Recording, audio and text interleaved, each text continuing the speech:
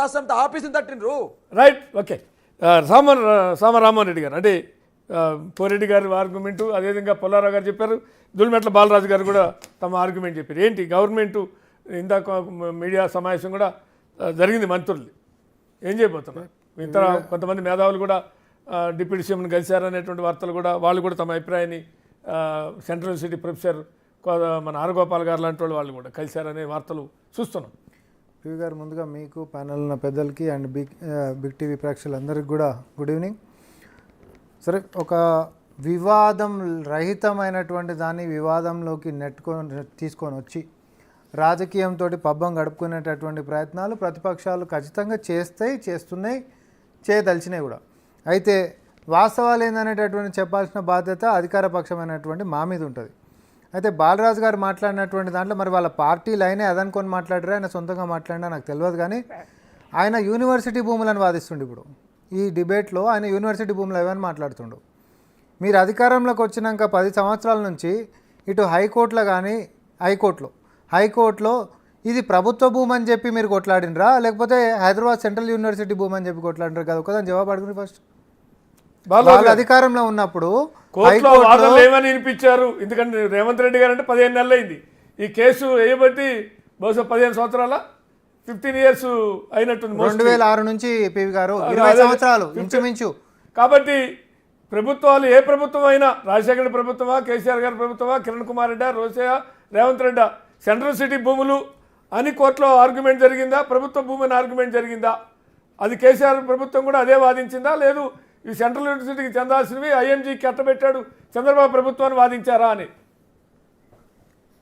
Simple, university భూములను వాదించిరా మీరు, ప్రభుత్వం మా భూములు అని చెప్పి వాదించిరా? అది ఒక్కదానికి జవాబు చెప్పరు లైవ్లో. బాలరాజు యాదవ్ గారు క్విక్ రియాక్షన్ ఇస్తే మళ్ళీ రామ్మోహన్ గారు కంటిన్యూ అవుతారు.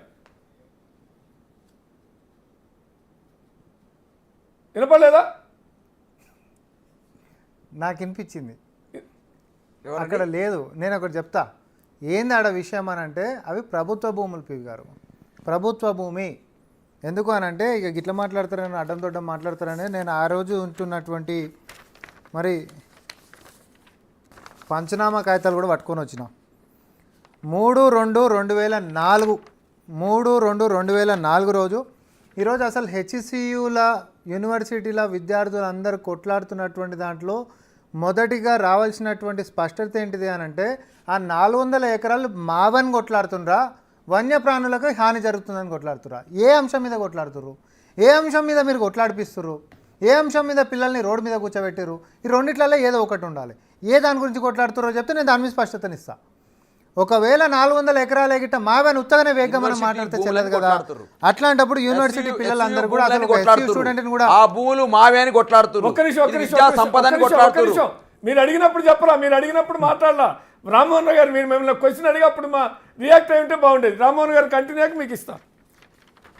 అయితే అక్కడ కంచగచ్చిబౌలికి సంబంధించినటువంటి పంచనామా చేసినటువంటి తేదీ 3 ఫిబ్రవరి 2004 పివి గారు.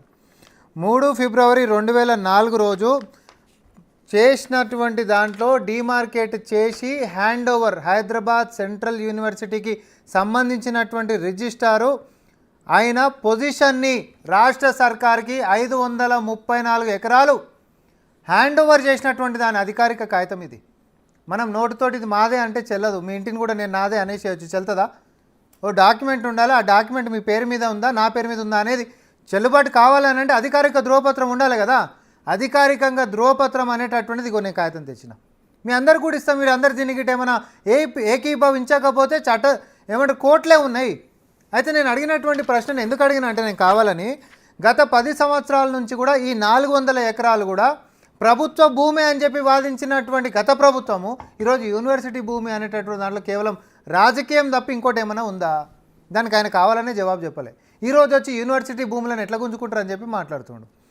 ఆ రోజు అధికారికంగా యూనివర్సిటీకి సంబంధించినటువంటి భూమి 534 ఎకరాల 28 గుంటల భూమి మనకి హ్యాండ్ ఓవర్ చేసి ఇన్ ఎక్స్చేంజ్ ఇదేడండి survey number Kancha Gachibowli survey number 25లో వాళ్ళు మనకిస్తే, మనం అదే సర్వే నెంబర్ 36 మరియు సర్వే నెంబర్ 37లో రెండు కలిపితే కూడా విస్తీర్ణం ఎంత పివి గారు? 397 ఎకరాల 16 గుంటలుకి సంబంధించినటువంటి దాన్ని హైదరాబాద్ విశ్వవిద్యాలయానికి సంబంధించినటువంటి రిజిస్టార్ ఎవరైతే మనకు హ్యాండ్ ఓవర్ చేస్తూ సంతకం పెట్టిండో ఈ భూమిని ఆయనకు హ్యాండ్ ఓవర్ చేస్తూ మనం సంతకం పెట్టినాం. పొజిషన్స్ తీసుకున్నాం, మనం అధికారికంగా పొజిషన్స్ తీసుకున్నాము. ఇక ఇప్పుడు మీరు చెప్పండి, 400 ఎకరాలు యూనివర్సిటీకి సంబంధించినటువంటి వాళ్ళు అధికారికంగా రాష్ట్ర ప్రభుత్వానికి ఇచ్చేసిన తర్వాత మా యూనివర్సిటీ భూమి ఎట్లయితుంది? ఇంకొక చిన్న లాజికల్ అండ్ టెక్నికల్ పాయింట్ నేను రేజ్ చేయదలుచుకున్నా. ఈ 20 సంవత్సరాల నుంచి కూడా నిజంగా హైదరాబాద్ సెంట్రల్ యూనివర్సిటీకి సంబంధించినటువంటి భూమి గిట్ట అయి ఉంటే హైకోర్టులో మాదని చెప్పి నువ్వు కొట్లాడేటటువంటి పార్టీ అయి ఉండాలి కదా. ఇంప్లీడ్ పిటిషన్ ఇంప్లీడ్ అయి ఉండి నువ్వు వాళ్ళ పార్టీ అయి ఉండాల్సింది, నువ్వు లేనే లేవు. ఎందుకంటే ఈ రోజుకి కూడా హెచ్సియుకి సంబంధించినటువంటి అడ్మినిస్ట్రేషన్ ఆ 400 ఎకరాలు మావే అని అంటలేదు. వాళ్ళు చాలా టెక్నికల్గా మనం ఇచ్చినటువంటి ప్రెస్ నోట్లో ఏదైతే 2024లో మమ్మల్ని డిమార్కేషన్ గురించి అడిగిరో అది తప్పు అని అన్నారు. కానీ ఇది మాదేనా కాదే కాదు. పివి గారు నేను ఒకటి చెప్తా, సివిల్లో జనరల్గా ఎట్లుంటుంది అని అంటే నా భూమి నాదే అయినప్పటికీ నేను సర్వే చేసుకోవాలంటే నా చుట్టుముట్టు వాళ్ళని పిలుస్తాను, నోటీసులు ఇవ్వాలి, వాళ్ళకి పిలవాలి. బౌండరీస్ అండ్ సర్వేస్కి సంబంధించినటువంటి చట్టం అది చట్టం. మరి నేను ఆడ 400 ఎకరాలకు సంబంధించి నా భూమి నేను ఒకసారి మళ్ళీ పరిమరకే వేసుకుంటున్నప్పుడు చుట్టుముట్టు వాళ్ళకి చెప్పాలన్నా వద్దా? గట్ల చెప్పినాం మేము దాని గురించి తప్ప దానికి మీరే ఓనర్లు, మీరు మాకు అనుమతులు ఇవ్వండి, మీరు ఇస్తేనే మేము వస్తాము అనేటటువంటి అంశం ఇక్కడ ఎక్కడ లేదు. నేను చాలా స్పష్టంగా చెప్తాను.